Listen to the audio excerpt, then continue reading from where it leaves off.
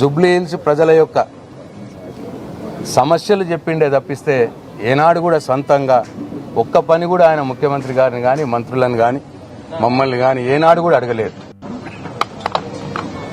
అనునిత్యం ఆయన ప్రాతినిధ్యం వహిస్తున్నటువంటి నియోజకవర్గంలో ఉన్నటువంటి ప్రజల యొక్క సమస్యలు, ఆ ప్రాంతం యొక్క అభివృద్ధిని కాంక్షించిండే తప్పిస్తే తన కోసం తన కుటుంబం కోసం ఏనాడు కూడా ఆలోచించినటువంటి నాయకుడు మాగంటి గోపీనాథ్ గారు. నిజంగా కూడా అటువంటి నాయకుడిని కోల్పోవడం మా పార్టీకి పూడ్చలేనటువంటి లోటు. ఆయన నిరాడంబరత, ఆయన యొక్క నిస్వార్థమైనటువంటి ప్రజాసేవ కలిగినటువంటి గుణం మా అందరికి కూడా స్ఫూర్తిదాయకంగానే ఉంటుంది. డెఫినెట్గా బీఆర్ఎస్ పార్టీ వారి కుటుంబానికి అండగా ఉంటుంది, వెన్నుదన్నుగా ఉంటుంది. వారు ప్రాతినిధ్యం వహించినటువంటి నియోజకవర్గం, ఆ నియోజకవర్గం యొక్క సమస్యలు తీర్చటానికి బీఆర్ఎస్ పార్టీ పక్షాన మా నాయకుడు కేసీఆర్ గారు, కేటీఆర్ గారి యొక్క ఆధ్వర్యంలో జూబ్లీ హిల్స్ నియోజకవర్గ అభివృద్ధికి పాటు పడతాము అని చెప్పి మనవి చేసుకుంటూ, మరొక్కసారి వారి ఆత్మకు భగవంతుడు శాంతిని చేకూర్చాలని, వారి కుటుంబానికి మనోధైర్యం కల్పించాలని, వారి కుటుంబానికి, వారి కార్యకర్తలకు, వారి అనుయాయులకు అందరూ కూడా గుండె నిబ్బరంతో ముందుకు సాగాలని మరొకసారి మా ప్రగాఢ సానుభూతిని వారి కుటుంబానికి తెలియజేసుకుంటూ సెలవు తీసుకుంటాం.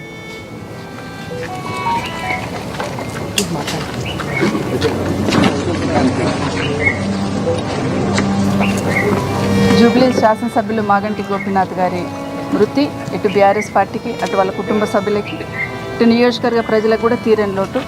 వారి ఆత్మకు శాంతి చేకూరాలని, వాళ్ళ కుటుంబ సభ్యులకు తట్టుకునే శక్తిని భగవంతుడు ఇవ్వాలని మనస్ఫూర్తిగా కోరుతా ఉన్నాను. ఎందుకంటే వాళ్ళ భార్యతో మాట్లాడుతున్నప్పుడు అసలు ఊహించని సంఘటన, మాట్లాడుతూ పడిపోయినాడమ్మని వాదన వెళ్ళబుచ్చుతూ ఉంటే నిజంగానే తట్టుకోవడం చాలా కష్టం.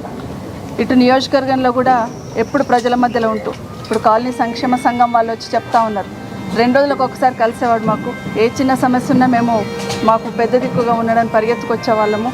మీకే కాదు మాకందరికీ కూడా రోటమ్మని చెప్తా ఉంటే అటు పేదవాళ్ళకి, ఇటు కాలనీ సంక్షేమ సంఘాలకి ఏ విధంగా అందుబాటులో ఉండడం అనేది అర్థమవుతూ ఉంది. నిజంగానే చాలా తీరని లోటు. వారికి వారి ఆత్మకు శాంతి చేకూరాలని భగవంతుని కోరుకుంటే, ఎందుకంటే డౌన్ టు ఎర్త్గా ఉండేవాడు. ఇన్ని సంవత్సరాలు రాజకీయాల్లో ఎప్పుడు అహం అనేది చూపించేవాడు కాదు, అందరితో కలిసి మాట్లాడేవాడు. ఎక్కడ కూడా నేను పార్టీ అధ్యక్షుడిని హైదరాబాద్ జిల్లాకి అని అహం ఎక్కడ చూపించేవాడు కాదు. నిజంగా అలాంటి మనిషి ఈరోజు లేకపోవడం అనేది అందరికీ తీరని లోటే.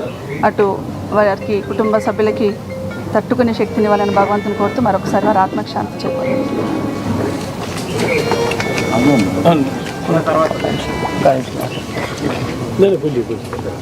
మాగంటి గోపీనాథ్ గారి మృతి పట్ల తీవ్ర దిగ్భ్రాంతిని తెలియజేస్తూ ఉన్నాను. ఎందుకంటే నిన్న మాట్లాడుతున్నప్పుడు వారు మెల్లగా కోలుకుంటున్నారని చెప్పేసి తెలవడం జరిగింది. కానీ ఈరోజు వారు చనిపోయినని చెప్పి మరి నిజంగా కూడా బాధాకరం. నిజంగా ఒక సౌమ్యుడు, ఒక నిరాడంబరుడు, అనునిత్యం ప్రజల మధ్య ఉంటూ ప్రజా సమస్యలు తీరుస్తూ పార్టీ శ్రేయస్సు కోసం కూడా అనిత్యం కృషి చేసినటువంటి మాగంటి గోపీనాథ్ గారు ఆప్యాయంగా, తక్కువ పరిచయం అన్నా కూడా అక్క అని ఎంతో ఆప్యాయంగా పిలిచినటువంటి వ్యక్తి ఈరోజు మన నుండి దూరం కావడం నిజంగా బాధాకరం అని చెప్పేసి తెలియజేస్తూ, వారి కుటుంబ సభ్యులకు మరి నా సానుభూతిని తెలియజేస్తూ వారి ఆత్మ శాంతి చేకూరాలని, ఆ భగవంతుడు వారి కుటుంబానికి మనోధైర్యం కల్పించాలని చెప్పేసి భగవంతుని ప్రార్థిస్తూ ఉన్నాను. నిన్న ఏజీ హాస్పిటల్లో కూడా కేటీఆర్ గారితో కలిసి వెళ్ళి డాక్టర్స్తో మాట్లాడినప్పుడు మా వంతు ప్రయత్నం చేస్తామని చెప్పడం జరిగింది.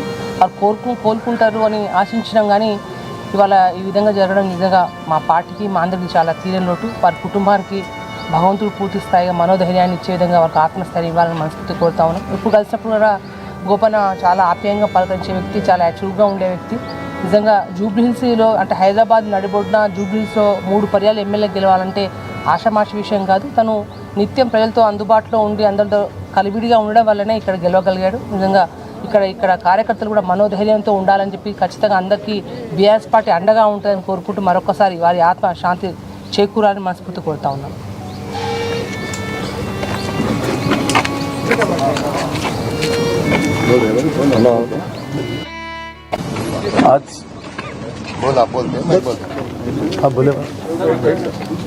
మాగంటి గోపీనాథ్ గారికి నాకు సుమారు 30 సంవత్సరాల నుండి ఆయన తెలుగు యువతలో పనిచేసేటప్పుడు, నేను యువజన కాంగ్రెస్లో పనిచేసేటప్పుడు మా ఇద్దరం కూడా న్యూ ఎమ్మెల్యే క్వార్టర్స్లో తరచూ కలుసుకునే వాళ్ళము.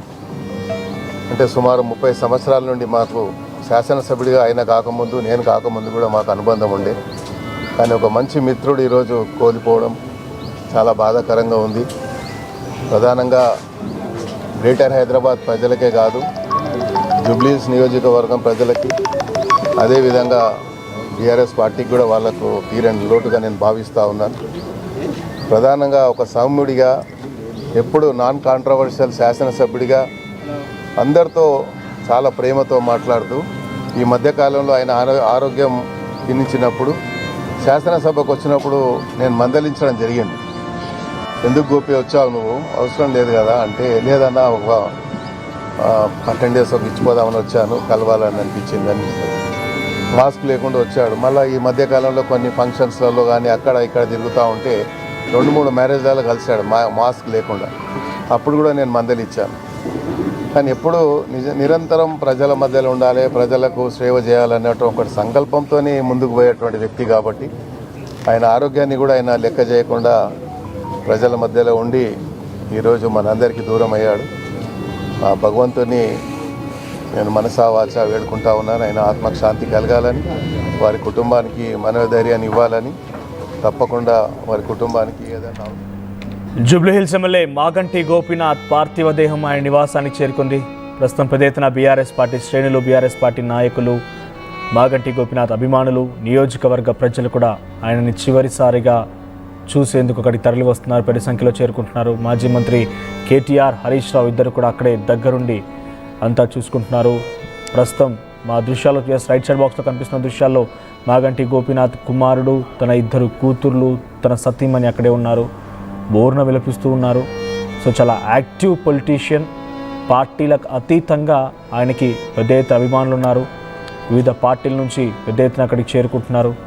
ముఖ్యమంత్రి రేవంత్ రెడ్డి కూడా ఆయన మరణం పైన తీవ్ర దిగ్భ్రాంతి వ్యక్తం చేస్తున్నటువంటి అంశాన్ని ఎక్స్ ద్వారా వెల్లడించారు.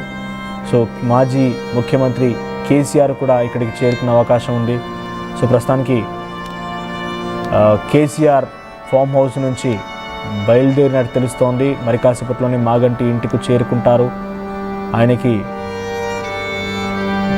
శ్రద్ధాంజలి ఘటిస్తారు. అక్కడికి చేరుకొని ఆయనని చివరిసారిగా చూసేందుకు పెద్ద ఎత్తున తరలి వస్తున్నట్టు తెలుస్తోంది.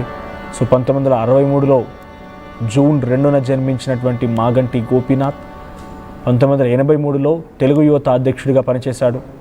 ఎన్టీఆర్ చేత ఇన్స్పిరేషన్ అయినటువంటి మాగంటి గోపీనాథ్ ప్రత్యక్ష రాజకీయాల్లోకి రావాలని ఆలోచించాడు. 1985లో ఆయన మొదటిసారిగా తెలుగు యువత అధ్యక్షుడిగా పనిచేశాడు. 1987లో హైదరాబాద్ అర్బన్ డెవలప్మెంట్ అథారిటీకి డైరెక్టర్గా పనిచేశారు. ఆ తర్వాత డిస్ట్రిక్ట్ కన్జ్యూమర్ ఫోరంకి కూడా ఆయన మెంబర్గా పనిచేశారు. 2014లో మొట్టమొదటిసారిగా టీడీపీ సైకిల్ గుర్తుపై పోటీ చేసి జూబ్లీహిల్స్ నియోజకవర్గం నుంచి తన ప్రత్యర్థి ఎంఐఎం అభ్యర్థి పైన 9,000 మెజార్టీతో ఆయన గెలుపొందారు. ఆ తర్వాత 2014లోనే టీడీపీకి గుడ్ బై చెప్పి బీఆర్ఎస్, అప్పటి టీఆర్ఎస్ పార్టీకి కండువా కప్పుకున్నారు. టీఆర్ఎస్ పార్టీలోకి వెళ్ళారు. ఆ తదుపరి 2018 ముందస్తు ఎన్నికల్లో కూడా జూబ్లీహిల్స్ నియోజకవర్గంలో మరోసారి తన బీఆర్ఎస్ పార్టీ జెండాని రెపరెపలాడించారు. టీఆర్ఎస్ పార్టీ జెండాని రెపరెపలాడించారు. మరోసారి కారు గుర్తుపై పోటీ చేసి గెలుపొందారు ఆయన. ఇక 2023 ఇటీవల ఎన్నికల్లో కూడా మరోసారి ప్రతిసారి తన మెజార్టీని పెంచుకుంటూనే వెళ్తూ